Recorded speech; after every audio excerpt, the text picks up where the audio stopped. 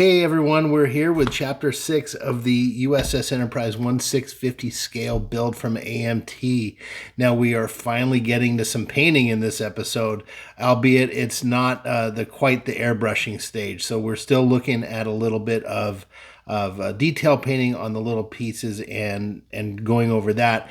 And before we get to that, though, we're going to be putting in the lighting for the nacelles and explaining how all that's going, and then we end up taping the nacelles together. So we're coming along pretty well here. We're going to wrap it up. And in fact, I'm going to be putting Chapter 7 up to this video right after that. So we're going to get to the painting, and then I'll be recording soon the final reveal video and talking about the display stand and everything, because the package was delivered and it was received greatly, and it made it through the journey from here all the way halfway across the country. So really thrilled about that. I'm really thrilled that the recipient liked it, and I'm hoping that you will too when the time comes for the reveal, which should be in Chapter 8. So I'm going to be doing this video here to talk a little bit about the lighting and a couple little mistakes I made, and then we're going to be talking about the airbrushing and ultimately putting the model together, where you're going to see a doozy of a mistake. It's epic. I think I've hinted toward that a couple of times now. So with that quick intro on this one, that's it. We're going to get to this video and then on to Chapter 7 with a later upload, hopefully a few hours after this one. So if you're following along in the series, check out Chapter 7 directly after, and happy modeling, everyone. Let's get the show on the road.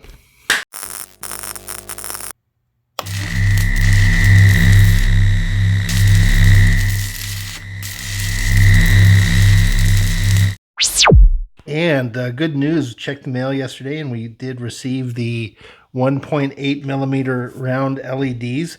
I'm going to talk about these for a second. Now, these here are a little different than the pre-wired or pre-resistored LEDs that we've been working with previously.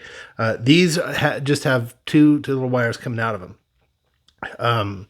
So these are actually called, the long one's called the anode, short one's called the cathode, and basically what that means, the longer one is the positive and the shorter is the negative. So if you're ever working with these, just keep that in mind as to which wire you're going to wire it with. The other thing, so we do have to remember that, and we also need to make sure that we install a resistor, which came with these. So it's a 10-pack. I think it was $1.99, so it was a good price from HDA Model Works. So we get 10 lights and 10 resistors. The only little setback is we have to install these ourselves. Not a big deal, but for that, we are going to actually be making use of our helping hands, where I did not use them before. We were just basically working off the surface here, but since we're going to have to hold the light and hold the resistor, I'm going to use these helping hands here. So you could probably do it without them, but it makes it a little bit easier for me to do it. So here's just to show you the package these came in, and HDAModelWorks.com, 1.8 millimeter round top white with 9 to 12 volt resistors, and there's 10 of these. So we're going to put that to the side. I've got both of them out. We're going to have one for each nacelle here. So I've got the soldering iron all warmed up back there, and we're ready to go. So I'm going to move the resistors and the lights off to the side. And as I had discussed earlier, I did get a little bit ahead of myself, and I'm just trying to make sure I'm in the frame here. Okay. I did get a little bit ahead of myself, and I tacked down the wires here with the CA glue coming from this light strip. So since I'm going to be installing the lights here, I don't want to have 4 wires coming down here. I want a positive and a negative coming down here out of there, and it makes it a lot cleaner. So what I'm going to have to do here then is take this wire off here. And actually, this is a pretty cool thing that I neglected. I got ahead of myself. So what I'm going to use is this product here. It's called Uncure, and it's a glue remover for the CA glue. So I'm going to take this stuff here, and it's very watery, so you don't need it too much. I haven't used this very many times, thankfully. So what I'm going to do is put a dab. I have a dab of CA glue here and a dab of CA glue here. So then we're going to pull these wires off. I'm going to snip the wires somewhere around here and use that to connect to the LED, and then we'll split it off and run just down there. We'll figure that out as we go. But the first thing I got to do is get rid of this here glue. So let me put a little bit of dab there, and let's see how this works. Let me grab a brush. Maybe that'll work. This is just a little brush tool that I have that I use to stir my airbrush and when I need a bristly thing. So I'm just going to get this here. I'm going to work it in with the brush, and just to get it in there and get it off. Okay, that may have loosened it. Again, I don't have a ton of experience with the glue remover, so I'm going to try not to cut it here. Okay. So it's pretty tight here. Looks like I need a little bit more. And this does not work instantly, apparently.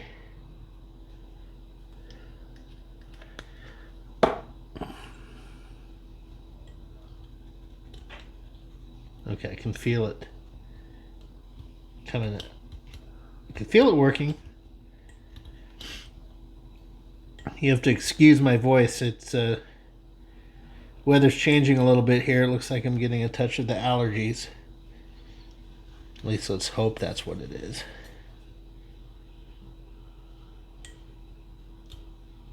Well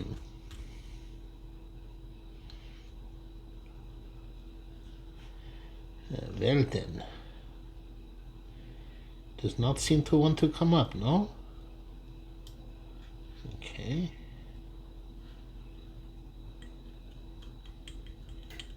Well, doesn't seem to be working as quickly as I'd like it to anyway.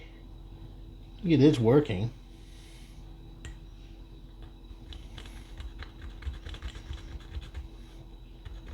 Now, I do have a Dremel tool here with a little grinder that I may end up pulling out.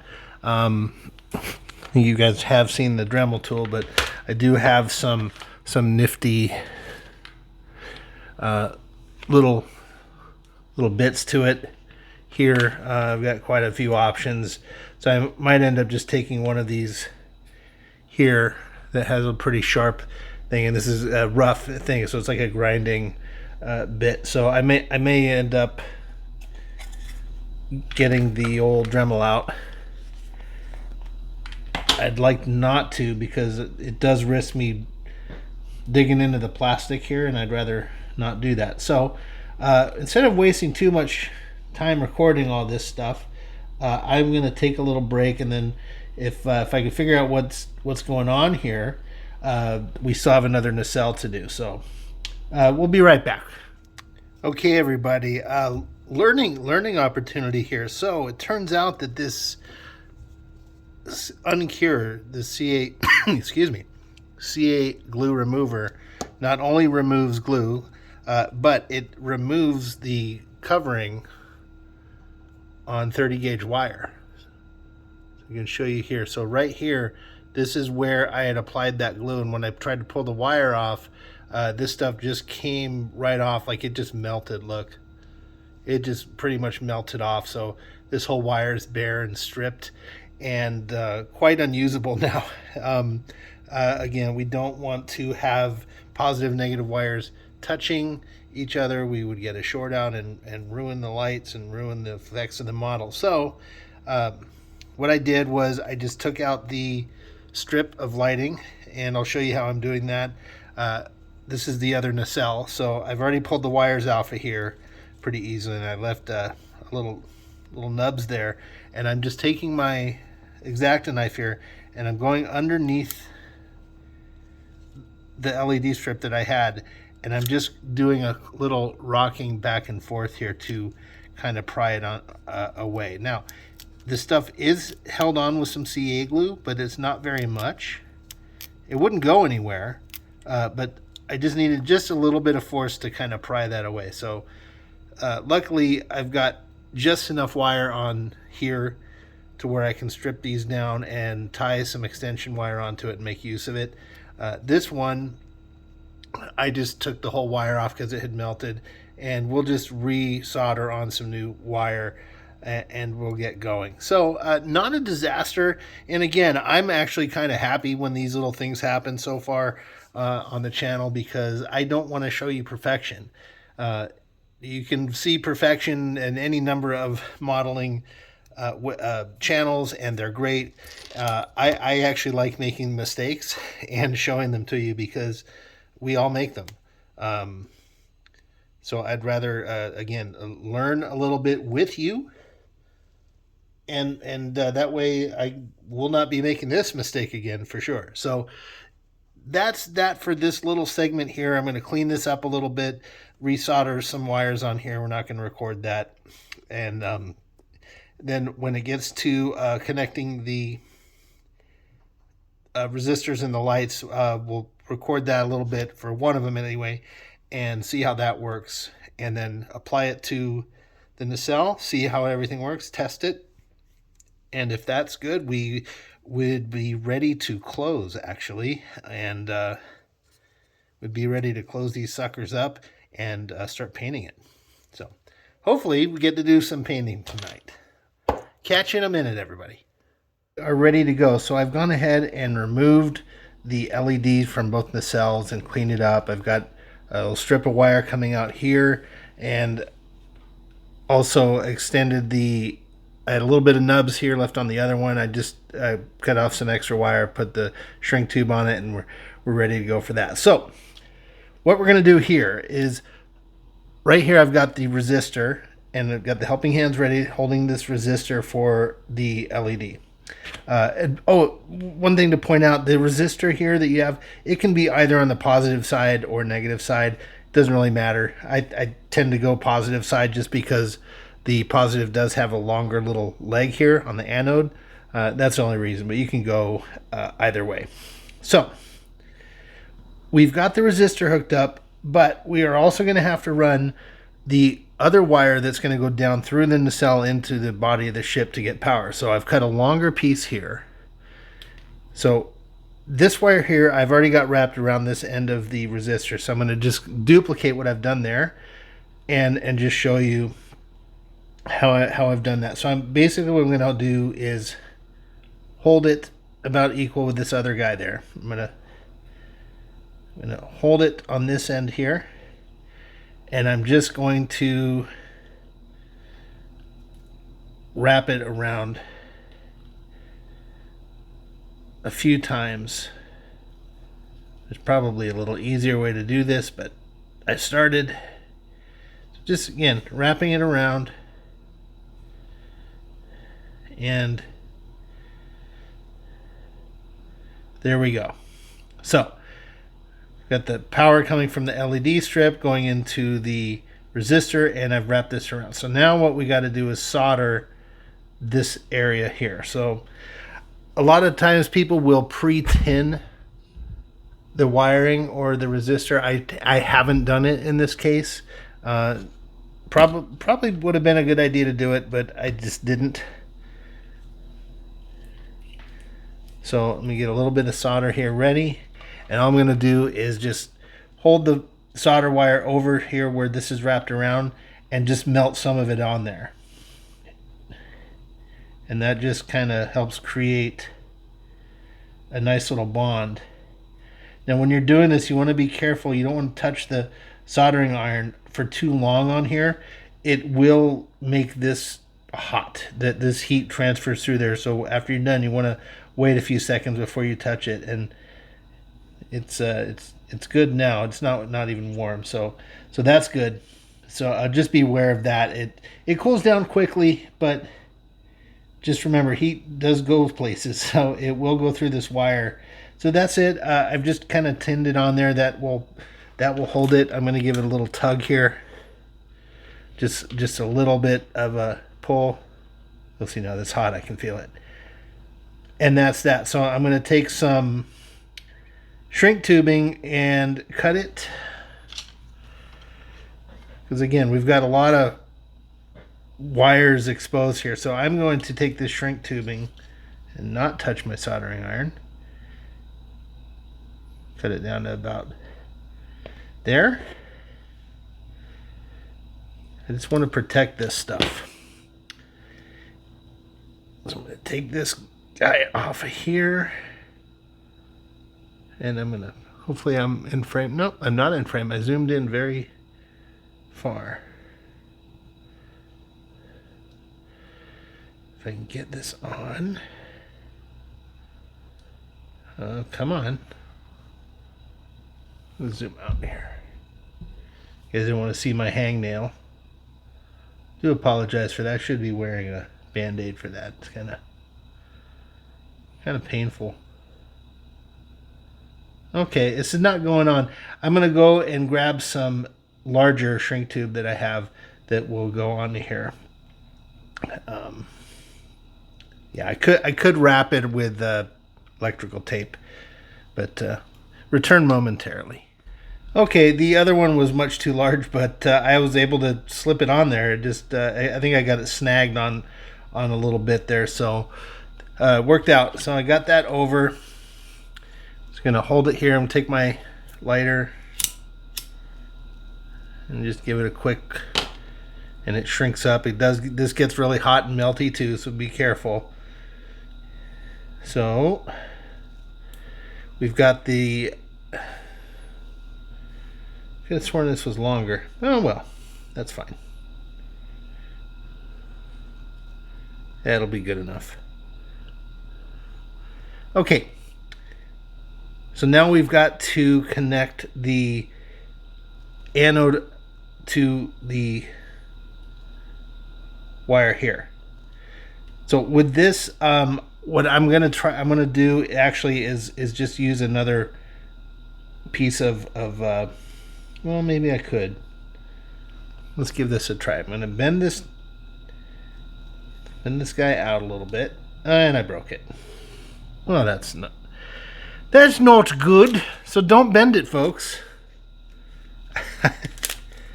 Again, I'm not warts and all on this build, everyone.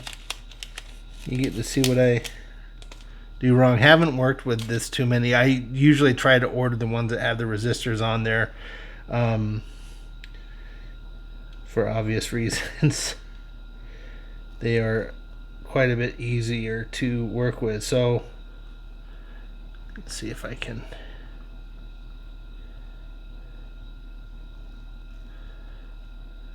And that's not gonna be good either. So okay, we're going to pre-tin this, and I'm going to get another. First of all, I'm going to cut another piece of shrink tubing on here. I'm going to just lay it over here off to the side, so when I get it connected I can slide it up and do it, because again, I don't want these things touching in any way. So I'll just put a little shrink tubing over one of them.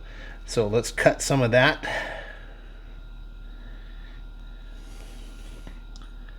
We'll cut some shrink tubing. You can see why I don't like working with these lights that I have to do my own resistors on them. They're just a pain. It's quite a bit cheaper though. So, and if you're good at this stuff, by all means, do it. Me, I just I'm sure if I just did this a little bit more frequently, I'm sure if I did it more frequently, I'd be much better at it. So, but this is okay, again, because we're showing you that you can do this stuff without being an expert. At least hopefully, right? I hope nobody's too scared to give this a try. Okay, I cut too much.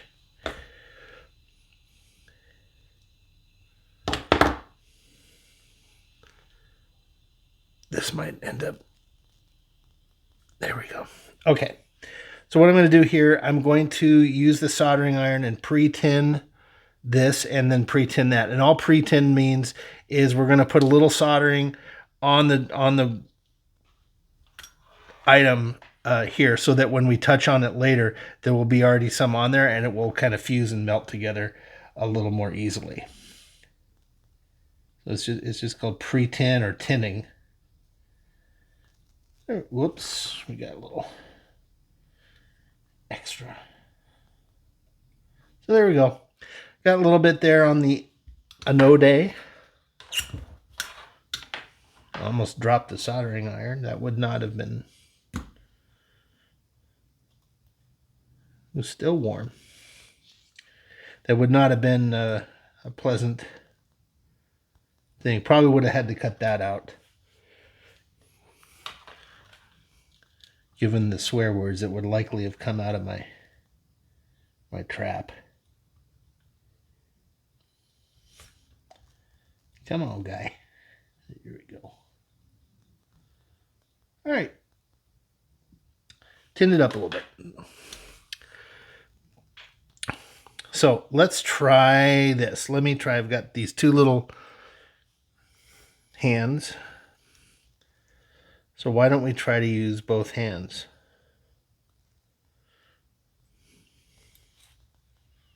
It's not long enough.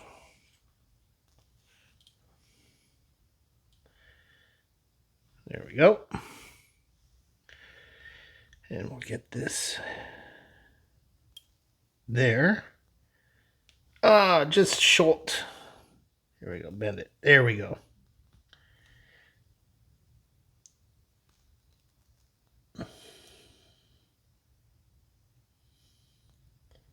So all I want to do is just kind of wrap it. I'm wrapped enough on there to just barely hold it. And I'm making sure nothing's touching the negative side or the cathode. I'm going to say cathode, not cathode. It's anode and cathode. Anobe 1 cathode.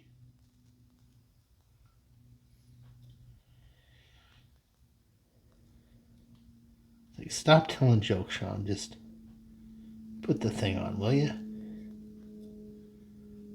All right. Just gonna try. Now it's probably pretty hot. So let's. Yeah, it is hot.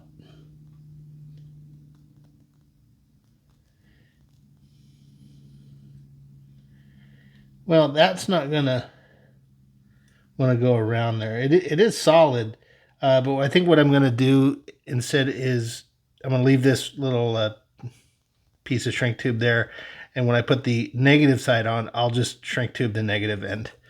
That will make it probably a little easier to do. So let's cut this at least as long as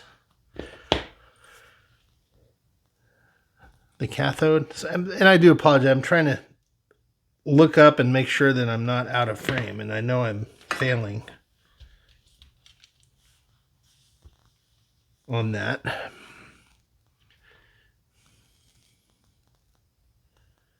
So my apologies. Get in there. Okay. So this is just gonna lay in here.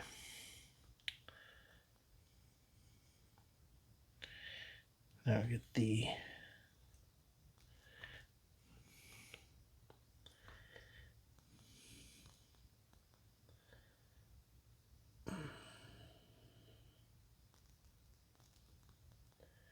So what I'm trying to do here, let me hold. What I'm trying to do is talk and work at the same time, and it's not working out. So I'm just wrapping this negative side around just to get it to hold. Okay. I do not like how that's... I don't know if you can see it, but there's this little guy up here, so that's kind of poking out, and I'm afraid it's going to touch. These lights are great, but you can see that they're not the easiest things to work on, and especially for limited experience me.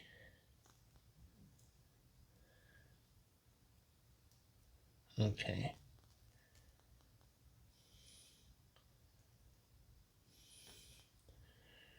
So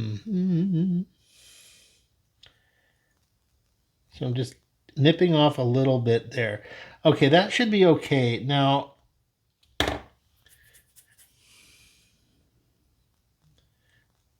I've got the negative wire on there. Now I just have to solder that together, and keeping in mind not to solder the positive and negative together, and try not to have them to be too close to one another. So I'm just going to hit it in a couple of spots here.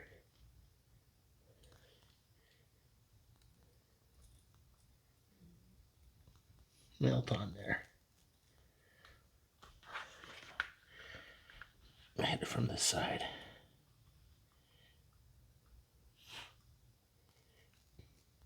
It's really hard not to... I don't like breathing in this stuff. You could probably see the smoke coming up on here. I don't know... I don't know how toxic it is, if any, if at all, but probably best I don't breathe that in too much if I can help it. All right, so... All right, it's on there.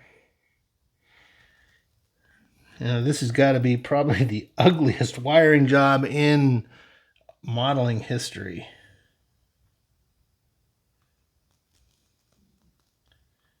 Giving it some good tug. It's on there, so it's not going anywhere. And the proof will be in the testing of there. So let me just... There's a little bit here, you could probably not even see it, that's sticking up. There we go. So I don't want any bits of this touching that. So I've got the old shrink tube somewhere. Where'd it go? Yeah, it went for a ride.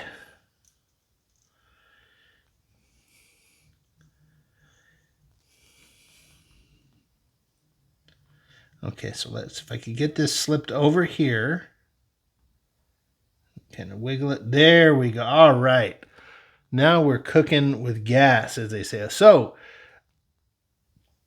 got the shrink tubing over here sufficiently, so that will prevent the negative and positive wires of the light from touching each other. Got the shrink tubing all over there. Not the best, prettiest job in the world, but this is going to work. Should work just fine. We'll light this a little bit. Now let's test.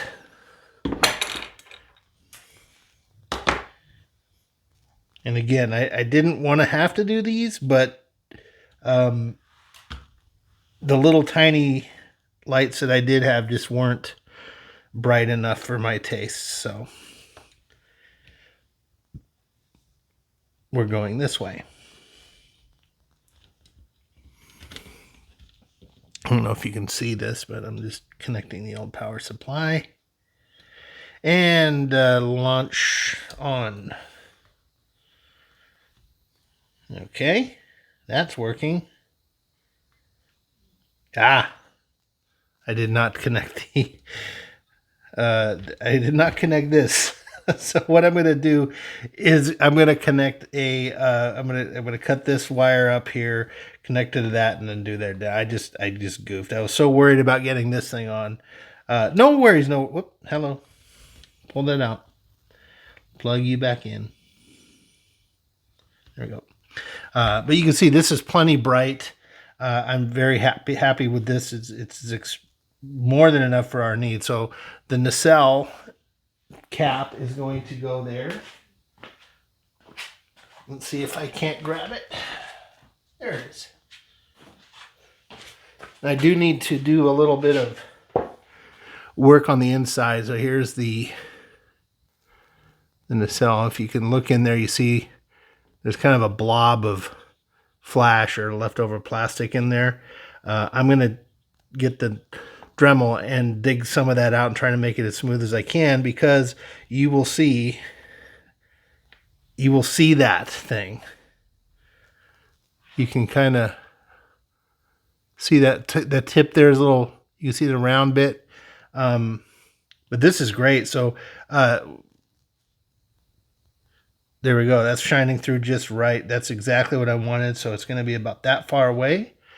And we're going to paint some Tamiya clear red on the tip of this here. We're going to prime black this flat part, and then this is going to get the red on there. But we'll do that at a later time. So I just wanted to make sure that this is exactly what we wanted, folks. So I'm very happy. I'm going to leave this on for a little bit, and we see tug on it. I'm just fiddling around with this because if there's a loose connection, I want to know now. It doesn't seem to be. So once it's in there, it's not going to go anywhere. And I'm going to glue this securely with CA to those little sprue pieces we put on there. So that's just going to, it's just going to rest on it kind of like that. And it will more or less be in the middle. Let me turn this off so you're not blinded again. I have a habit of blinding you folks. I'm really sorry. So yeah, I'm just glue it on there like that, and then that's pretty much right in the center, and it will illuminate the caps equally. So just put a little dab of CA there, and glue this in here, secure the wiring, and then just run one wire down here. Okay, so that's about it for this segment. I'm going to go ahead and try to get the other one done, hopefully a little cleaner than this, and if it is, I'll be happy. And then clean up some of this wiring mess that I did, get it reattached in here, 2 wires down only coming from here, and then we should be rock and roll. That's it for this segment. We'll catch you in a second. Okay, everything's all done here. Got the soldering done on the other nacelle, and that went pretty smooth. It was a lot cleaner than the other one. I just chose not to record any of that. It just take what the last one was and improve it by about 1,000%, and it looked a lot better. I just didn't film it, so I just kept rolling. That's about it, though. It's all glued together. Got the wires coming out here. They're plugged in, and I've got the tape here just holding it together while the glue dries. And if you can see here, I just want to point out there, I do have some light leaks. Let me shut off this light. You can see a little bit better. This strip right here is the light leaks. It's just the seam where the two halves meet. Totally unavoidable. Yeah, you just can't avoid it with this. As far as I'm concerned, this kit is nice. It's accurate, but there, of course, are little tiny things that just aren't perfect. But that's fine. That's why we have our perfect plastic putty. And when it dries, I'm just going to let this dry overnight. Take the tape off. The tape's just there, again, just to hold everything together. Much better than clamps, everybody. Try not to use clamps unless you absolutely have to. Tape is perfect.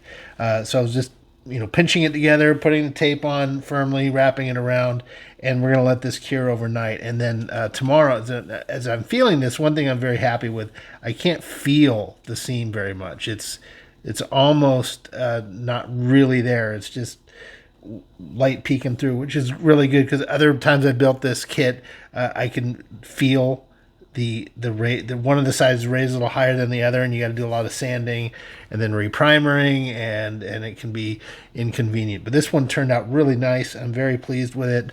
The cell halves lined up pretty well. Here I'm covering my finger over that light. Try not to blind you again. and over here as well. It lined up nice. Now, this is going to need some putty work. I do have some thoughts on that. So when I glue the caps on there, I might just kind of backfill some putty there to be in the beginning, hanging over or something. It's kind of hard to describe what's going on in my head with that right now. I really don't know. But I am going to necessarily get some more light leaks. You can see that right here that I will. And these little holes here for two other pieces as well as here. So we also have underneath, there's a light leak as well. But again, it's nice and smooth. And this one, it's a little better. It came together a little nicer than the other one. Smooth as well. And this is rocking. I mean, very, very pleased. I'm trying to... You're going to be blinded again, so I'm sorry. But let me shut this off here and you can see it. How's that? There we go. There we go. Okay. So the light is mounted on those 4 pieces of sprue. Back in frame. And it's right there in the middle. So when we turn it on, this light will illuminate the nacelle tip with a Bussard collector, evenly. So let me give that a turn on again, and then you can see a little bit of light leaking through here. There's some tape on there, and those are the chiller grills. So when we get everything painted with a nice gray, we'll take that tape off, reverse the taping so that the gray is covered, and then tape spray this here with some clear blue, which will come out really, really nice. Really looking forward to that. So just here, give a little sample. We're putting the cap on, and you can see it's illuminating this Bussard collector extremely brightly, which is just what we want. This is really, really nice.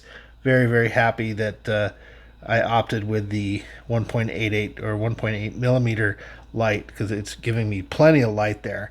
And this is going to look good. I'm getting really excited. Hopefully you are too, and I'm not babbling too much for you guys.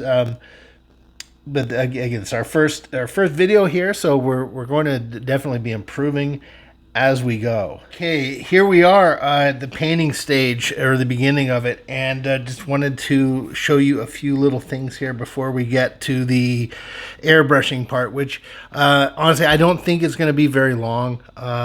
We're going to just kind of go over the airbrushing, show you my setup and how that works and how I put the paint in. A very brief explanation, but aside from that, I don't see a need to record hours of airbrushing. I'll let you know, of course, how many passes I do on it and everything, and what the procedure is, and we'll record some of the assembly of the model. But anyway, I want to go in through some of the details here and just go over some of these paints that were used. And so what we're looking at here, let's see, where do we start? Well, these here are the back ends of the nacelles. So what I did was I took some of my very thin tape here, some thicker, wider green frog tape, and some of the micro mask here. And I've done these before. It's very hard to do these bubbles here on the edge. So if you're watching this and you have a suggestion on how maybe to paint this part of it, such a small piece with such a round, I mean, it's a almost perfect sphere or portion of one, please let me know. So what I did here, it was all primed with black as you'd seen before.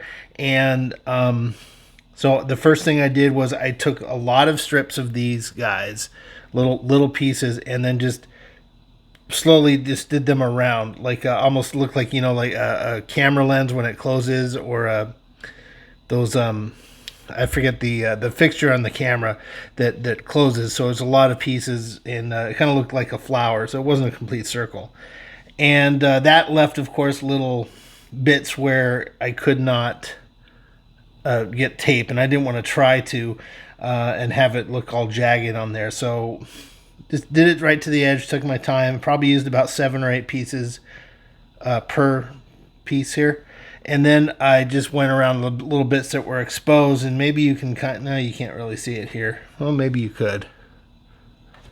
Turn the light off. And you can kind of see the angles of those tapes, of those pieces of tape there, and where I did the micro mask. So anyway, did that, let it dry. I took a hair dryer to it, let it dry, and then used the frog tape over the larger pieces and around the back of it. Put it on to one of my fancy alligator clip and kebab holders, and just held it out in front of me and sprayed it a few coats there. You know, just like we did with the main body of the ship. Very light coat, air dry it. Very light coat, air dry it, especially for this, because you don't want it dripping down in between your tape and your stuff there. You want to basically just what you see. That's the only place you want paint. So to do that, you have to do many coats. So I'd taken off the tape on this one, and of course I did get a little overspray there. Right there, you can kind of see some. And of course, this is not perfect by any means. When you look at it this closely, it looks like, wow, you could do such a better job there, Sean. But it is what it is. I am going to go through and clean this part up here. We'll have to do that slowly, you know, very carefully.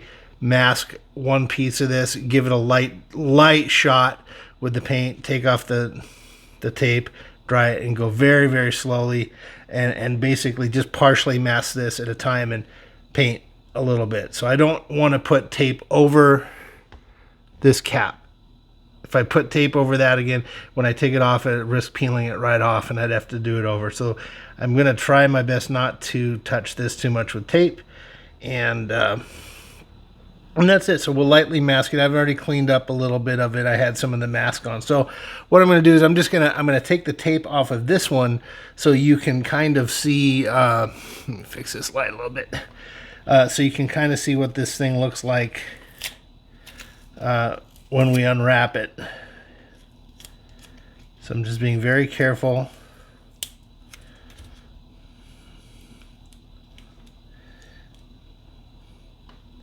Very careful. I don't want to. You also don't want to put tape on that's super sticky, because you could always, like right here, I pulled off some paint there. So that's one of the risks of, or hazards, I guess, of masking where you've taped. So this is what it looks like after unwrapping it. So you can see there, I got a little ran down on me, even though I tried not to. So what I'm going to do is take the old dental tool here. This is such a great tool. Everyone, a lot of people use these. They're great for picking off little bits that I don't necessarily. I mean, it's sharp. I mean, it really is. It can pull paint off for sure. But I can turn it on its side and use the rounded edge to do stuff. I can apply decals with it very nicely, where you put it down and then use this to slide it around. I've seen a lot of people use X-Acto knives for that, which is fine, but the thing is you risk cutting it with an X-Acto knife, and I just prefer to use this. Very versatile little tool for modeling. So what I'm going to do here, I'm just going to lightly, with the rounded part, just like I'm taking the plaque off a kid's tooth. You know, I don't want to hurt it or nothing. Let's see. And the micro mask basically peels right off. It's very easy to remove. It doesn't stick at all. And if you get a large enough piece of it, you can kind of just peel it off like it's like when you're sunburned or something, peeling off skin. So I'm just kind of rubbing it here. I don't want to chip the paint underneath if I can help it. It didn't seem to be working. That part came off. So again, very, very slow process here, and that's fine. You want to go slow. It's a little bit difficult for me to work doing this from this angle because I'm holding it up for you into the camera and looking down on this, trying to look. I can only imagine what I look like right now. Like Like, you know, like when you were little and you see your grandparents reading a newspaper and they look down the edge of their nose through their glasses right down to the paper, and you're like, why? And I always wondered when I was little, why do you read stuff like that? And then I catch myself doing it. The things we become, huh? So let me make sure I get that off. So this little bit here is not liking that. Oh, it's coming off. So again, I'm going to have to go through and definitely going to have to touch this up. Very difficult. This is probably, I would say, the most difficult part of this particular kit is these two pieces. Because it is so hard. It would be nice if they'd just make a decal for this. I do have my own custom decals. They're very cheap. You can get them at Hobby Lobby. You can print them out with an inkjet printer and basically design your own. You need a halfway decent art program to do vector graphics, or maybe you can download things. It's pretty cool. You just need a little gloss spray to set it, because unless you're using a laser printer. If you use a laser printer, you don't need to cover it, but the homemade decal sheets, you can definitely do them at home on a laser printer, and I've printed some for a Star Trek shuttlecraft, custom shuttlecraft that I built for someone, and came out really nice.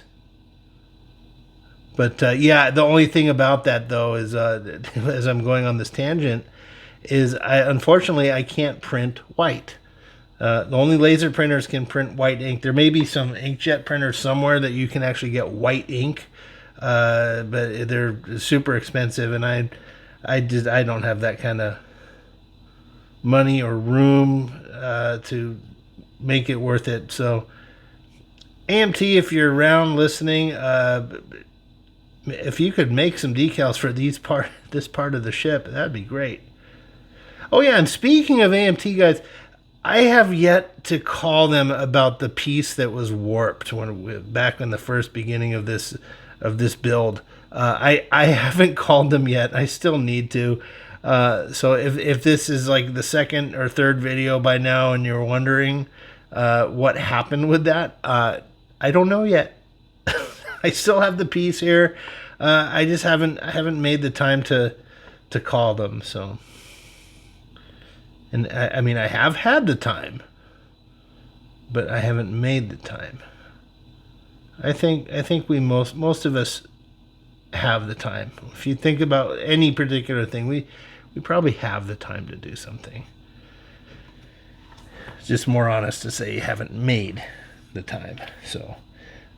That's on me. Anyway, when I look back on it, when you pull it back, I mean, yes, I am blind, but it doesn't look that bad. It's a little cleanup here. I actually do have. Well, this here. Let me, before I go on. This piece here and these pieces here were sprayed with this color. That's why I have these paints out. This is a Tamiya. IJN gray, so it's a Tamiya 700. This is a nice gray. I think Gunship Gray 2 is a very close, or UN Gray, just UN Gray. They have a lot of very medium color gray sprays that work fine. I've actually interchanged them when I've run out of one, and you can't really tell the difference. In fact, I think this is this one. This wasn't this color. Is this color, but this color was not. And as you can see, it's super close. Like you'd have to really be scrutinizing it to tell the difference. But I got lucky. I only ran out and had to go over this piece a couple of times. This is the impulse engine, which, excuse me, I'm very proud of. Very cool. So I'm just going to throw the lights behind there if I can. Yeah, it's kind of, you can kind of see the light coming through, but I don't want to blind you again like I had before. I might give it another coat of the Tamiya red. clear. So that is, speaking of Tamiya red, that is here. So this is the Tamiya acrylic paint clear red X27. This is a go-to for anyone building Star Trek ships. There's also the Tamiya blue, same thing, the Tamiya clear blue X4. We're going to be using this for the nacelles. And so the gray, of course. And then for these bits here, these silver pieces in here, I did this by hand with a hand brush. Hopefully I did an okay job there. And sprayed that, not spray, hand brushed this silver bit with Tamiya Chrome Silver X11.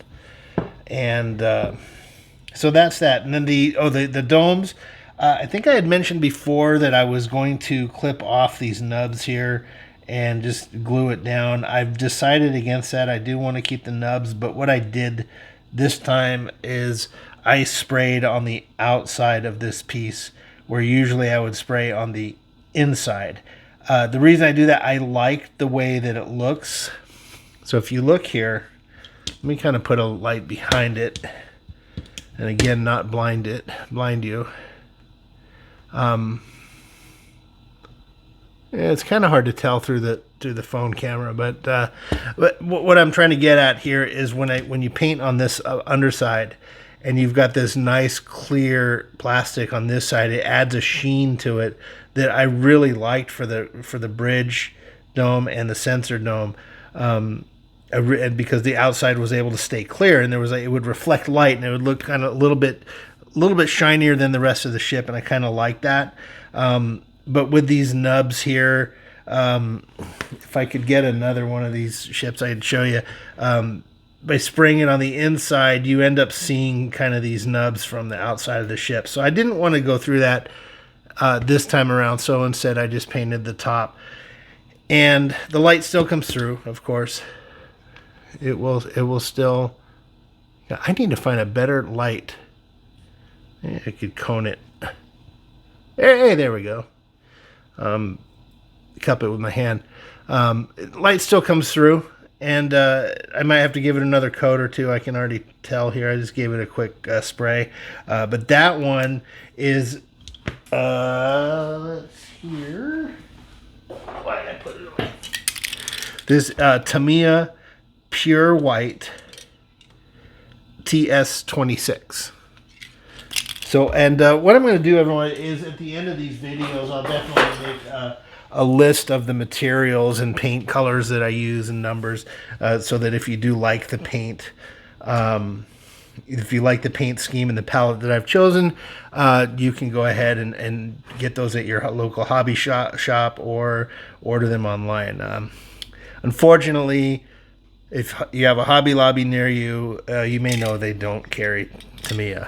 You have to go to a specialty shop. A lot of RC stores carry it. Hobbytown, I believe, does. Hobbytown, USA. I don't know, depending on where you are in the country, you might be able to get it from there. I've ordered stuff from Amazon, and it reasonably priced, about the same as you get it in a hobby shop. Personally, though, I try to buy everything I can in a hobby shop, and I would it would make me happy if more people did that. Hobby shops are so rare nowadays, and I like to do what I can to keep them in business. It's such a wonderful hobby and a wonderful business. No one, I think, that owns a hobby shop does it to make a bunch of money. They do it because they love it. And it's a place for us to kind of meet. Every time I've gone into a hobby store, I end up talking to somebody for a while. So even the owner or the workers or fellow customers and stuff, and just, you can get ideas and things. Some hobby stores even have tables and workstations and places for people to go and work on their kits, and it's great. Yeah, long tangent there. So anyway, I wanted to go over a little bit of these smaller pieces here because we haven't really talked about them yet. And I'm going to get these cleaned up. Again, I'm just going to lay some tape, just super light, just over there, and get the spray and real quick hit, take it off. And this is going to take quite a while to sort out. But I will get it done. And if worst comes to worst, I've got a couple of Tamiya medium grays that match pretty well to this, and for little minor touch-ups, which are inevitable, it's fine to do. But spray or airbrush is always preferable if you're looking for nice clean work that doesn't show paint strokes or nothing like that. So, all right, that's it for this segment. I think the next one we're gonna do, we'll set up the airbrush, go over that a little bit. I don't have it set up here. I'm just gonna give you a brief look at how I do it, which I know probably could use some improvement, but I don't get clogs, and my paint goes on pretty good, so I must be doing something right. I've looked quite a bit online and learned, but I am by no means an expert, and I do encourage you to find some channels and some books or websites. YouTube is probably the best for it, of people that do airbrushing, and you can get some very good tutorials. I'm not that person to do it, but I can know enough to get you started, and hopefully my work is impressive enough to keep you all coming back. So, okay, with that, we're going to close out this segment and be back with a different setup and ready to airbrush and start painting this old girl, because darn it, it is about time to do that. So with that, signing off for now, and we'll be right back.